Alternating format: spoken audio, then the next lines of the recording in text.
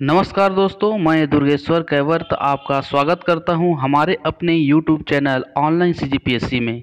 जैसा कि आप सभी को पता है, 9 फरवरी 2020 में छत्तीसगढ़ लोक सेवा आयोग प्रारंभिक परीक्षा का एग्ज़ाम हुआ था, जिसका मॉडल आंसर 12 फरवरी 2020 में आया था। साथ ही में दावापत्ती हेतु आवेदन मंगाए गए थे, जिसका निराकरण जो है कर लिया गया है और कल अर्थात दिनांक 29 मई 2020 को संशोधित मॉडल आंसर आ चुके हैं, जिसके अनुसार 4 क्वेश्चन को विलोपित किया गया है और 4 क्वेश्चन का आंसर परिवर्तित किया गया है। मैं उन चारों क्वेश्चन को बताऊंगा। इसके साथ यह भी बताऊंगा कि जब 4 क्वेश्चन विलोपित हो चुके हैं तब उसके अनुसार कैसे हम अपने मार्क्स का कैलकुलेशन करेंगे। ठीक, इसके साथ मैं आपको यह भी बताऊंगा कि जो एक्सपेक्टेड कट ऑफ है वह कितना जा सकता है। तो चलिए अंत तक मेरे साथ बने रहिए।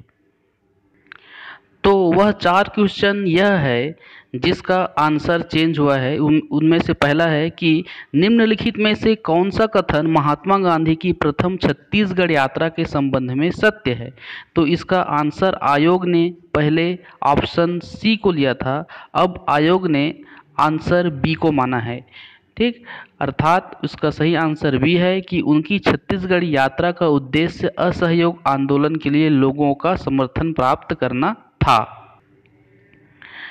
नेक्स्ट क्वेश्चन जिसका आंसर चेंज हुआ है कि छत्तीसगढ़ की डोंडी लोहारा जमींदार में 1937 में दीवान के विरुद्ध किसानों का आंदोलन हुआ, जिसमें निम्नलिखित में से किसके नेतृत्व में किसानों ने सत्याग्रह किया।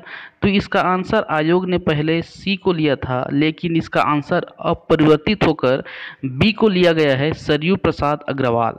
नेक्स्ट क्वेश्चन जिसका आंसर चेंज हुआ है वह है राज्य सरकार के बाद छत्तीसगढ़ राज्य में सबसे बड़ा नियोक्ता कौन है। ठीक, तो इसका आंसर परिवर्तित करके डी को लिया गया है, उपर्युक्त में से कोई नहीं। एक और क्वेश्चन जिसका आंसर चेंज हुआ है वह है छत्तीसगढ़ के नगरीय निकाय के चुनावों के आयोजन से संबंधित कार्यों का अधीक्षण, निर्देशन व नियंत्रण का प्रावधान किस अनुच्छेद में है। इसका आंसर लिया गया है उपर्युक्त में से कोई नहीं। क्लियर है। तो ये 4 क्वेश्चन है जिसका आंसर परिवर्तित किया गया है। अब मैं उन 4 क्वेश्चन को बताऊंगा जिन्हें विलोपित किया गया है। ठीक, तो विलोपित क्वेश्चन में पहला है कि छत्तीसगढ़ राज्य में 2011 जनगणना के अनुसार राजस्व गांवों की संख्या कितनी है। यह क्वेश्चन विलोपित हुआ है, अर्थात इस क्वेश्चन को आप काट देंगे।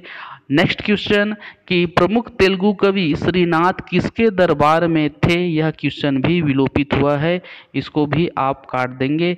नेक्स्ट क्वेश्चन कि सविनय अवज्ञा आंदोलन के प्रथम चरण में छत्तीसगढ़ के निम्नलिखित घटनाएं हुई, इन घटनाओं को आपको क्रम में जमाना था। ठीक है, तो इस क्वेश्चन को भी विलोपित किया गया है।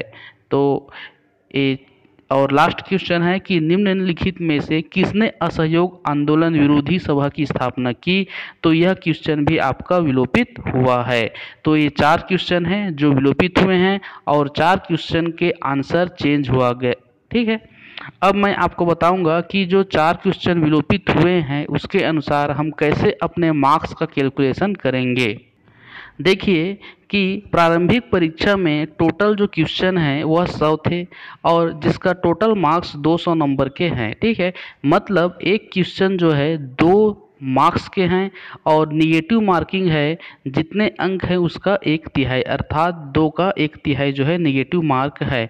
तो जो हम मार्क्स का जो कैलकुलेशन करते हैं वह इस फार्मूले के द्वारा करते हैं कि जितना सही उत्तर गुणा 2 माइनस गलत उत्तर की संख्या गुणा 2/3, ये आपका फार्मूला है। इसके द्वारा हम जो मार्क्स का है उसको कैलकुलेशन करते हैं। क्लियर है। अब देखिए कि विलोपित हो गया है क्वेश्चन 4 क्वेश्चन, तब हम कैसे अपने मार्क्स का कैलकुलेशन कर पाएंगे।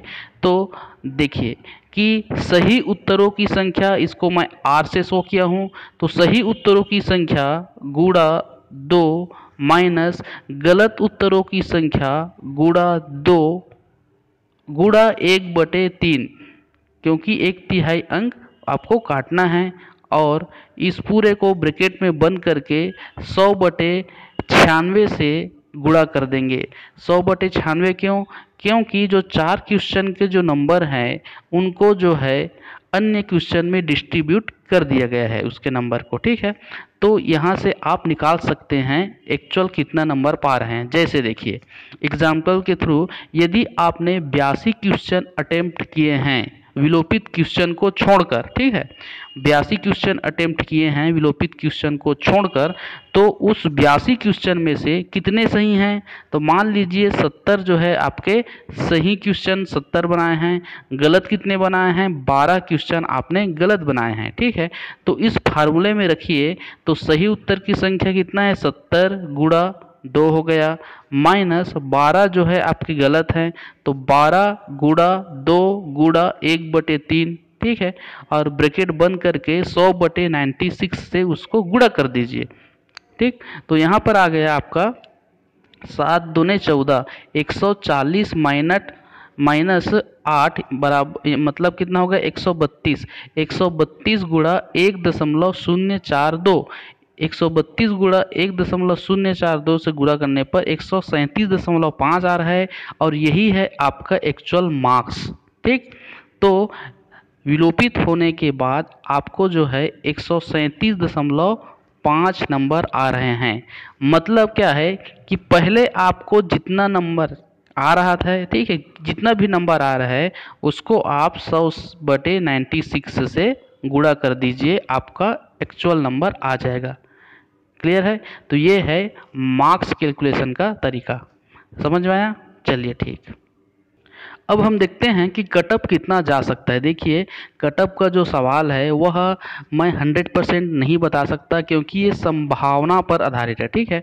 देखिए 2018 में आपका जो कटअप था इसके आसपास रहा है।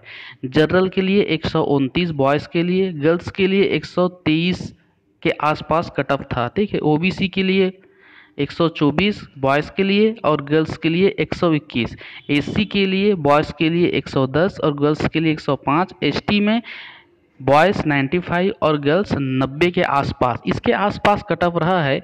तो 2019 का जो एक्सपेक्टेड कटअप होगा मेरे हिसाब से, ठीक है, क्योंकि मैं 100% नहीं बता सकता कि सही क्या है, ठीक है, लेकिन मैं एक संभावना जो है जिस हिसाब से मैंने एग्ज़ाम को देखा है, एक संभावना मैं बता सकता हूँ कि जनरल के लिए 132 प्लस माइनस 5 इसमें आप कर सकते हैं, ठीक है। 132 ओबीसी के लिए 125, एससी के लिए 112 और एसटी के लिए 97 के आसपास, ठीक है। तो ये मेरे हिसाब से कटअप है। आप अपना हिसाब से कटअप जो है कमेंट सेक्शन में ज़रूर लिखिए, और कितना मार्क्स आप पा रहे हैं वह भी कमेंट सेक्शन में लिखिएगा, ठीक। तो ये एक्सपेक्टेड कटअप है। तो आप जो है इस हिसाब से, अब आपका मॉडल आंसर भी आ चुका है, तो मेंस की तैयारी ज़ोरों से स्टार्ट कर दीजिए। मैंने दर्शन शास्त्र और समाज शास्त्र का टॉपिक वाइज कंप्लीट वीडियो अपने चैनल पे डाल दिया है, और जो पेपर 7 का जो एक्ट है वह भी मैंने स्टार्ट कर दिया है, तो आप वीडियो को ज़रूर देखिए। तो thank you very much, thanks for listening, धन्यवाद।